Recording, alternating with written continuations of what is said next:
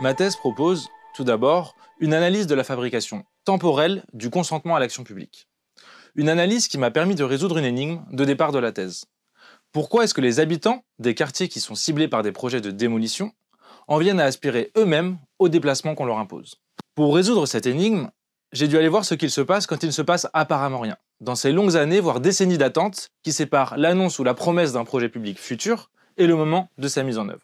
J'ai analysé la fabrication temporelle de certains processus d'action publique, de long cours, qui induisent des formes d'inaction publique temporaire sur les territoires qu'ils ciblent. Dans le cas de la rénovation urbaine, au nom de la promesse d'une amélioration future de la vie des habitants, on laisse souvent le présent se dégrader, les conditions actuelles d'existence se détériorer. Au nom de la promesse d'aménagement futur, on oublie d'entretenir la gestion courante des quartiers populaires.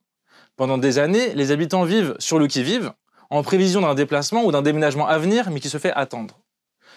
Cette épreuve de l'attente, d'une dégradation matérielle des conditions et d'une projection qui empêche de se sentir complètement chez soi pendant toutes ces années, est si éprouvante que beaucoup d'habitants en viennent finalement eux-mêmes à vouloir partir au plus vite pour mettre fin à cette épreuve. Un deuxième résultat de la thèse porte sur la comparaison de deux modes de gouvernement des quartiers populaires. L'analyse montre notamment que pour comprendre ce qui amène une administration ou une institution à négocier avec les habitants ou leurs représentants, il faut comprendre comment se distribue la maîtrise du temps. Dans un cas, j'ai notamment étudié un mode de gouvernement très anticipé, dans lequel les gouvernants des projets urbains, mobilisent principalement la contrainte juridique pour organiser le déplacement des habitants. Dans un autre cas, j'ai observé à l'inverse un mode de gouvernement dans lequel les professionnels sont très en retard, du fait notamment de carences de moyens dans la mise en œuvre.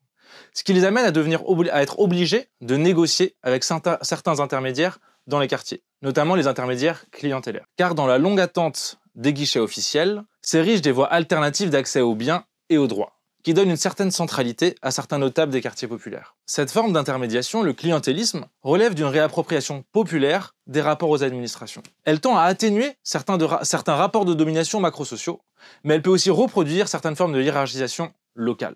Par ailleurs, l'intermédiation clientélaire est une ressource déterminante du maintien de la paix sociale, qui peut être mobilisée par les gouvernants de proximité pour assurer la cohésion et l'ordre social au sein d'un quartier. La thèse montre que le clientélisme n'est pas seulement un système micro-local ou informel. Je me suis efforcé de réinscrire ce mode d'intermédiation dans la question du droit, de la régulation et de la non-régulation par l'État de ces formes de gouvernement localisées.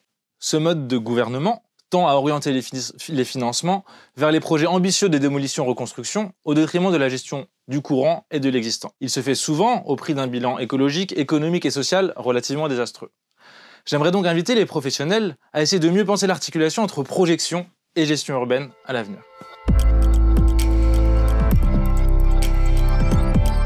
Cette thèse pourrait, tout d'abord, être saisie par les professionnels de la ville. Elle invite à une remise en cause radicale du mode de gouvernement des villes par projet. Un mode de gouvernement qui tend à orienter le projecteur vers l'avenir radieux qu'on promet au quartier populaire, au risque de laisser dans l'ombre le quotidien désastreux de la gestion courante. Un mode notamment qui encourage certains financements, le financement des grandes opérations de démolition-reconstruction, au détriment de la gestion courante et des choses qui peuvent être moins visibles et moins valorisées politiquement, mais qui font le quotidien des habitants dans les quartiers populaires. Je pense que ce mode de gouvernement s'est fait, notamment les grands projets de rénovation urbaine, se font au prix d'un bilan parfois désastreux d'un point de vue écologique, économique et social. Et j'aimerais inviter les professionnels à mieux penser l'articulation entre la logique projectionnaire et la logique gestionnaire du quotidien. Par ailleurs, j'aimerais, et ça a déjà été le cas, et j'en suis très heureux, que ma thèse puisse être saisie par les militants et les militantes des quartiers populaires. Elle conclut notamment sur certaines propositions pour réussir à rééquilibrer au moins un tout petit peu le rapport de force en faveur des habitants des quartiers populaires, notamment en mobilisant mieux l'arme du temps et la structuration pérenne de l'organisation collective dans les quartiers populaires. J'aimerais juste conclure sur le fait que j'ai dédié ma thèse aux militants et aux militantes qui se battent au quotidien pour les droits et la dignité des habitants dans ces territoires, dont l'histoire nous a toujours rappelé qu'ils étaient loin d'être acquis.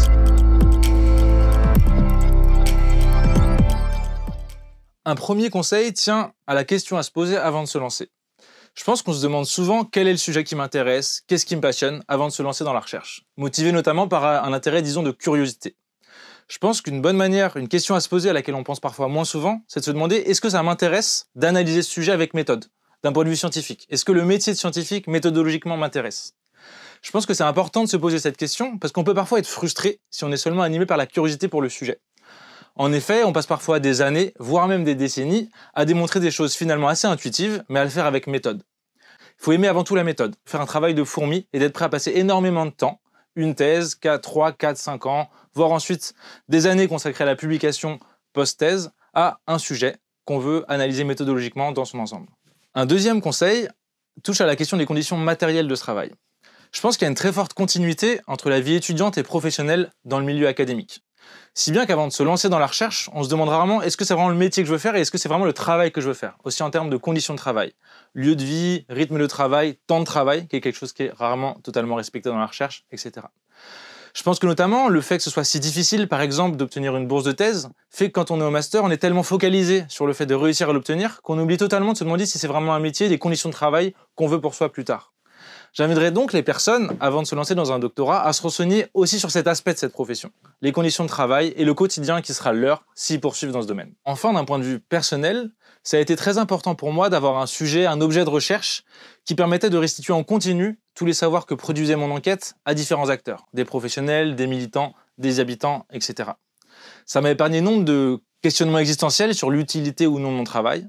Ça m'a permis de trouver du sens au quotidien dans ce que je faisais, parce que parfois la temporalité de recherche est très très longue. On aboutit à des publications qui ont lieu 5, 10 ans après le début de nos enquêtes. C'est difficile, qui ont un impact sur un extrêmement long terme, le temps que ce soit lu, que ça se diffuse, etc. Moi j'avoue qu'au quotidien ça a été très important, même si c'est pas une condition en soi pour trouver un sujet de recherche, ça a été très important pour moi de savoir que, à des petites échelles de semaines, de mois, je pouvais restituer au quotidien aux professionnels sur mon terrain, aux habitants et aux militants. Donc j'aurais tendance à conseiller aussi de réfléchir son sujet de recherche en pensant aux débouchés académiques et aux diffusions académiques de son travail, mais aussi à plus court terme et sur le terrain, plus proche de soi, à la manière dont on pourra s'en servir et dont il pourra servir à différents acteurs et à différentes actrices.